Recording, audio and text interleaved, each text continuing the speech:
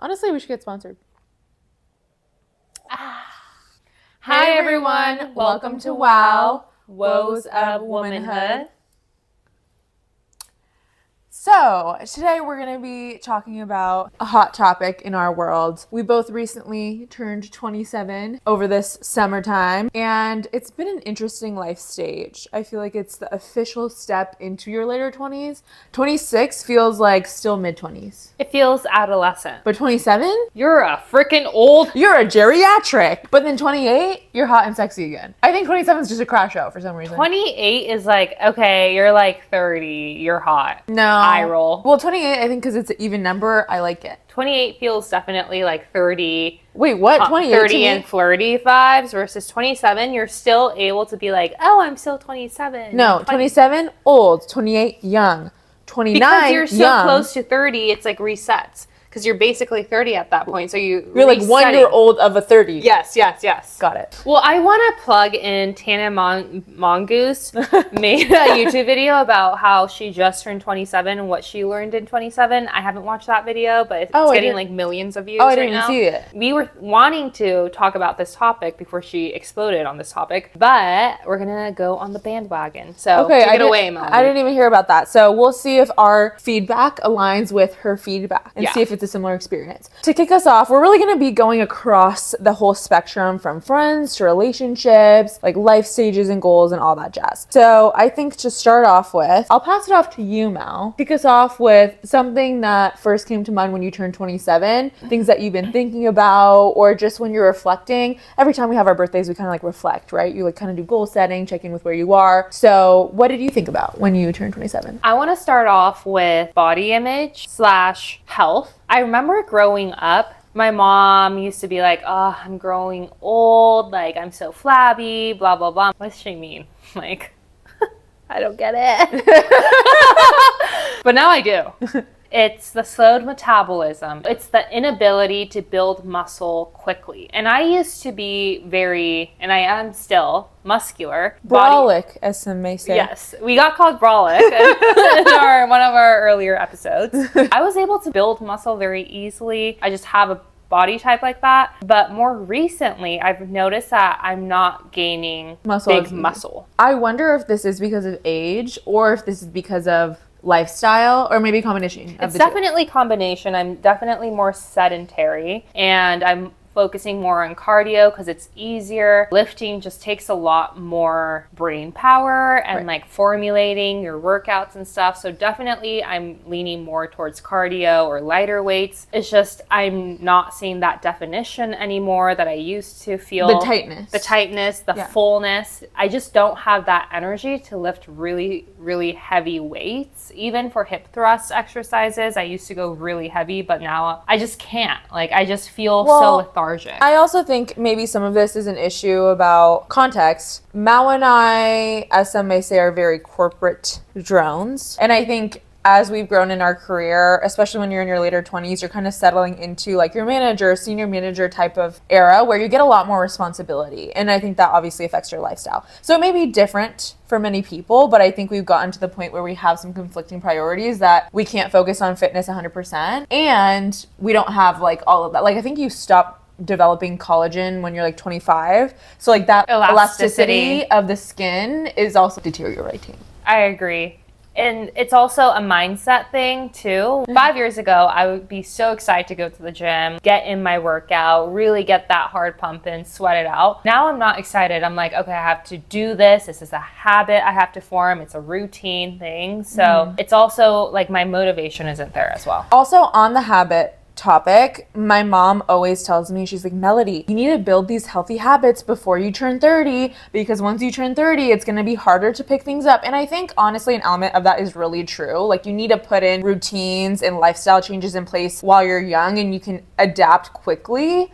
So you have that for the rest of your life. Like you build muscle now, so you have that foundation as you grow older, right? So I think there is an element of truth to that. And it just feels like this is the pinnacle phase where, not that these are the last years, but these are kind of the last years where you're able to build that foundation? I have a slower metabolism, so you have to just be more mindful of what you put in your body and how you're exercising. So not related to this topic, but I do want to give somewhat of a disclaimer. I shouldn't even have to give this, but I do want to give it because some people are going to be like, 27 is not even that old. You're going to look back and you're going to be like, oh my gosh, I was so young. Totally get it. 27 is young in the grand scheme of things in life, but we just want to focus on in this moment when you're comparing to like the 20s era, it does feel older and you feel like you're in a new stage. You're not 13 years old anymore. Right. Like you've been through some shit. Yeah. You've been through some, yeah. You know something. Maybe not everything, but you know something. Just keep that in mind. Obviously, we're coming from that perspective. We know we're young. We know we still have a lot of life to live and there's so much ahead of us, but let us just rant a little bit. Let us share our feelings. So, Melody, what about you? What have you felt in your 27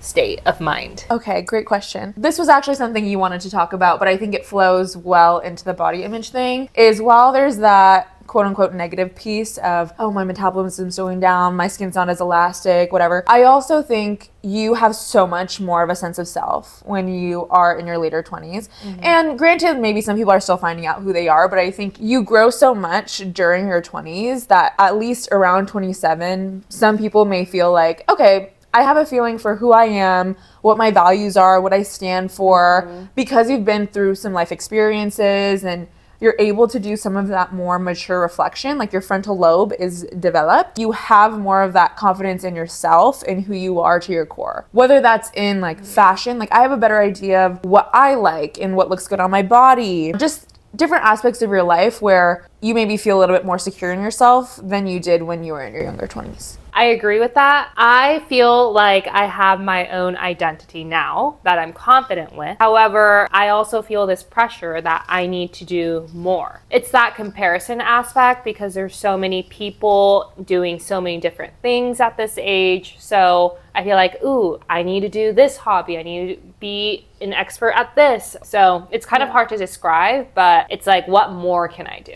And I always feel that void. Yeah, I totally get that. And I think it's speaking to a topic that I wanted to talk about, which is the paralysis of having too many options. Mm-hmm. Like you may be super secure in your identity and you know who you are, but I feel like at this stage, the world is really your oyster. You probably maybe have gotten to a point where you feel a little bit more like you have that financial foundation, you know who you are, you might have a little bit of that community. And so you're like, okay, what's next? I can move across the world. I can completely change my career. I could pursue this other side quest hobby I want to do. Literally, you can do anything in the world. Like you're young enough that you can go out there and make mistakes and essentially start over your life again. But you're also old enough that you feel confident that you're able to make that decision for yourself and like choose that. But I think it's very much analysis paralysis. And that's where we have our constant crash outs every day. Every single day, especially around that time of month, I just feel like the world is crashing down on me and I'm just a failure and I just want to cry and cry and cry. Going off of this topic, I also feel like when you're 27, at some point in your life, up until now, you probably accomplished a goal or two, or maybe your entire goal. So then it's kind of resetting your new goal for entering your 30s or your midlife. And that's where I'm kind of stuck at right now. So I've accomplished basically my career goal, my financial goals. I mean, my love goal, still working on, but my fitness goals. So I'm just like, what do I do next? And it's sitting down with yourself and just rethinking what are your priorities, what's important to you, what do you want to do in your next 5 to 10 years. That's going to get important. Yeah, I think it's a challenge because going back to you have so many options of what you can do.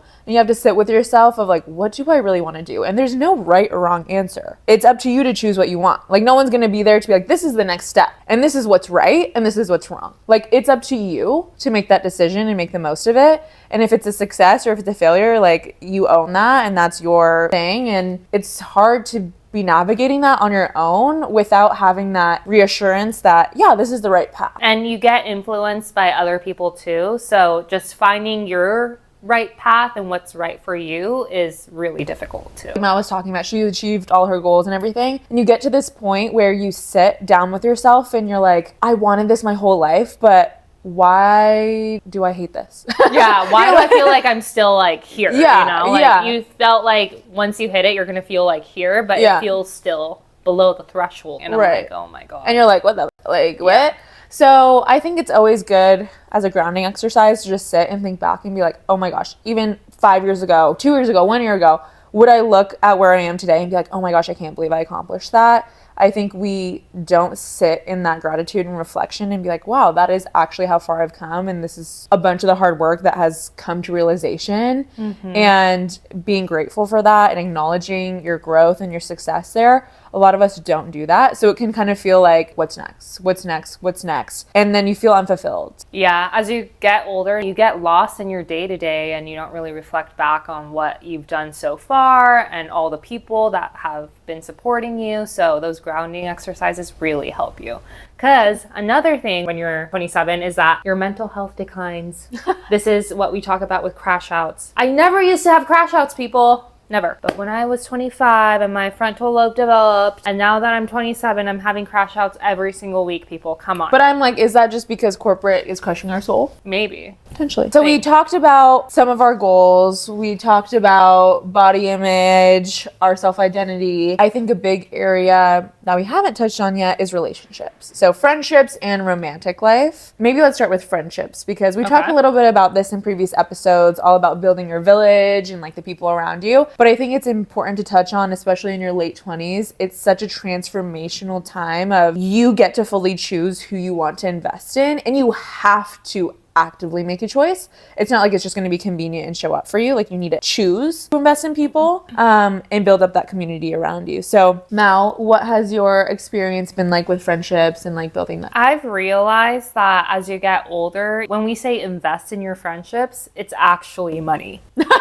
Mal's always thinking about that bag. Obviously, it's time, it's the communication, even just a good text, a call. All of that is part of investing in your friendship, but it's also partially money. What I mean by money is that your friends, they might be across the world, they might be across the country, you know, there might be weddings coming up or other events. So showing up means you're there, getting your tickets, buying their presents, just showing that you care. And that is adult friendships, I think. Yeah, I think the money piece is really interesting because beyond just the time commitment and being mindful of maintaining that relationship, it can cost a lot because you have to fly there, you have to buy the present, all the things that you said. So travel together. Yeah, exactly. So that's a interesting piece of like, realistically, how many of those relationships can you maintain and who do you really, not to make it all about money, but I'm like, who are you willing to spend that money on? Also, like, if you hang out, you're going to go to restaurants or you're going to do activities that does cost money. It's not like you're in third grade just having a play date. You do want to go out and spend time together doing other stuff, and that also adds into your expenses. But at the end of the day, obviously, it's so worth it for the friendships that you build and the people that you have community with. Like, it's so worth it. Yes.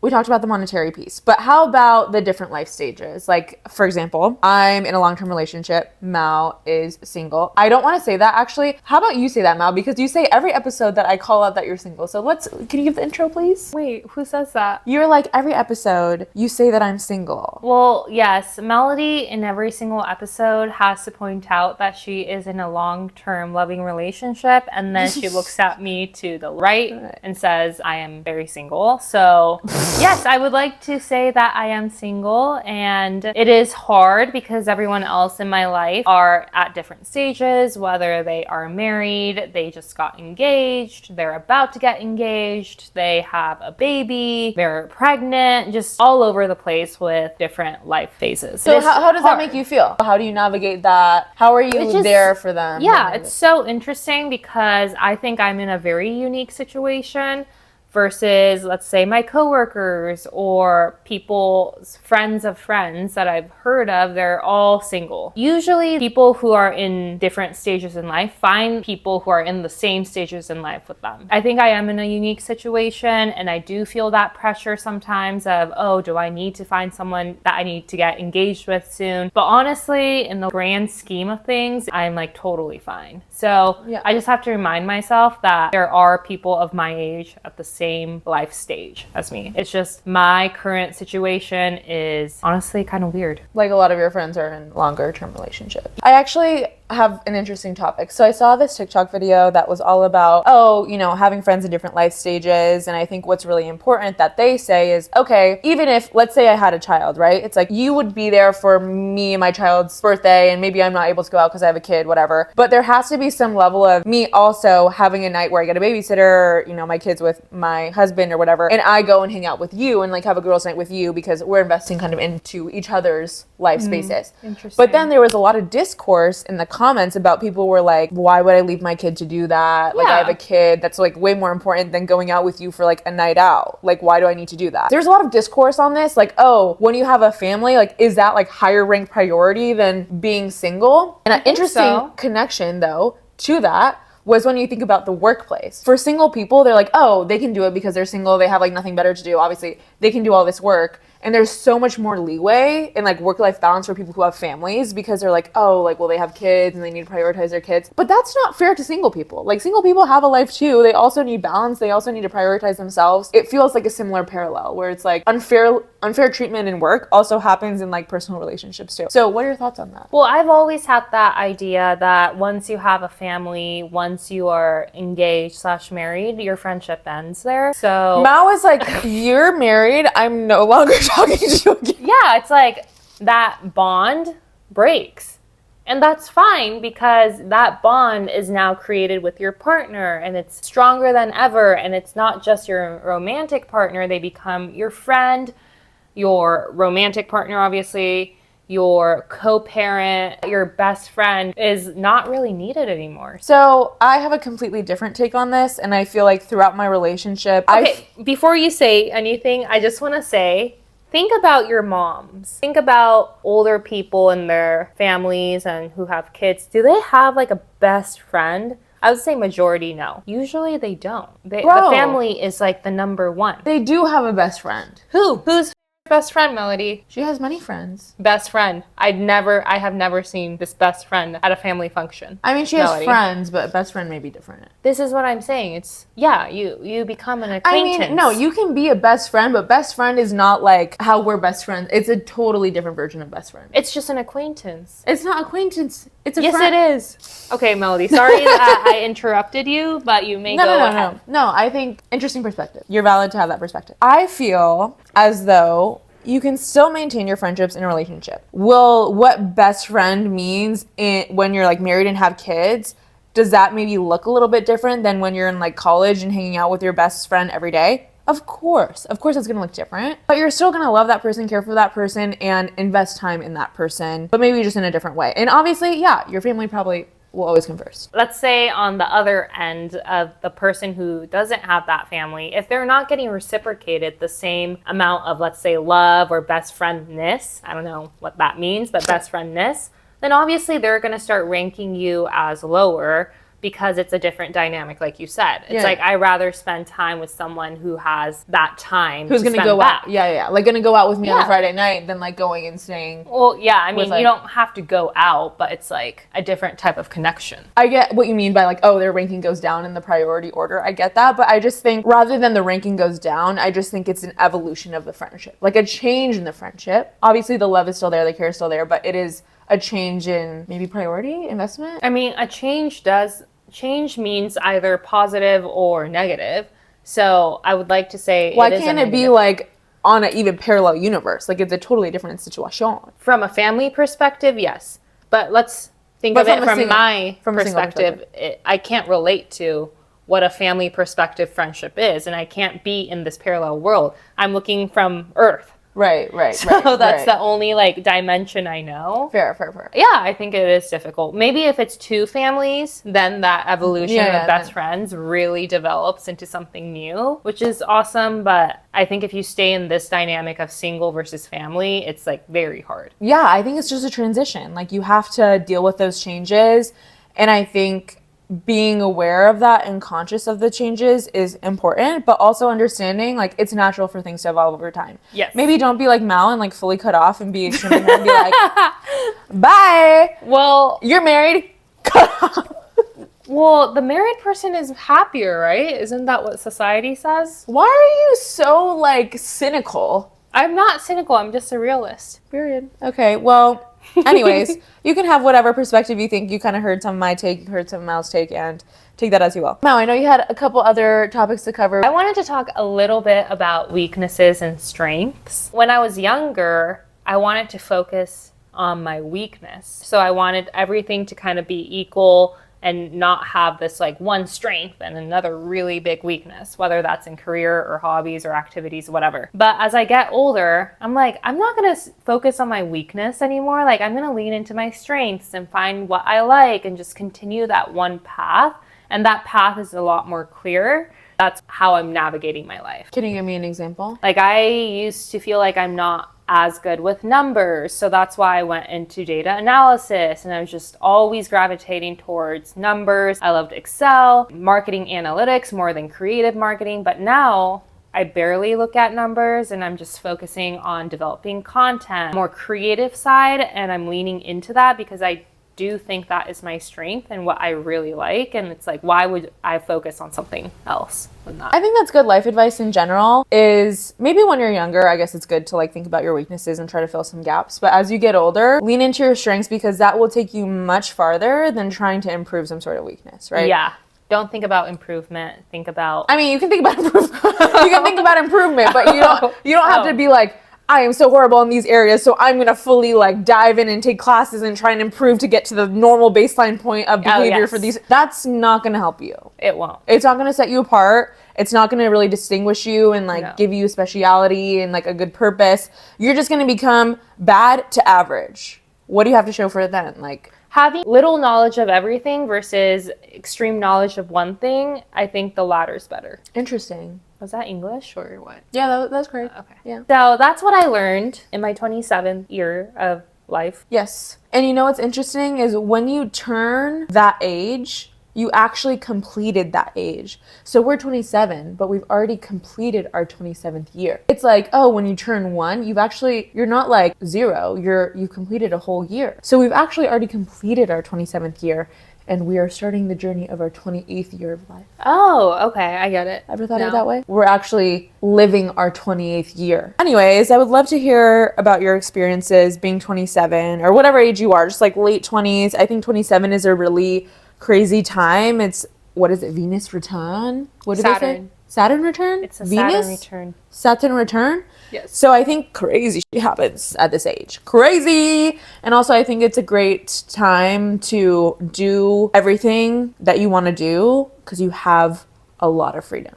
Obviously, everyone's situation is different, but I truly think this has been the time where I've had the most freedom in my life. With that being said, you want to ground yourself, reflect back, always be appreciative. Sure. Thank you for coming to our TED Talk, and I hope to see you not next Thursday, but the Thursday after that. Bye! Bye!